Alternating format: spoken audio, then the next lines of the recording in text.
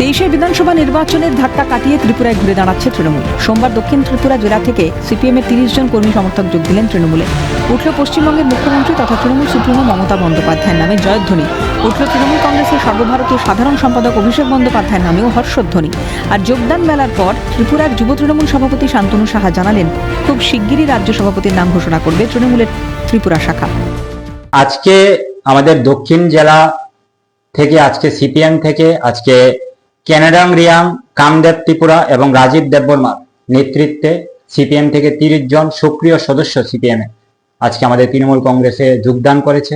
মমতা ব্যানার্জির নেতৃত্বে এবং অভিষেক ব্যানার্জির সেনাপতিত্বে আগামী দিন কাজ করার জন্য, এই রাজ্যের মানুষকে মুক্তি দেওয়ার জন্য আজকে তারা শপথ নিয়ে আজকে তৃণমূল কংগ্রেসে যোগদান করেছে।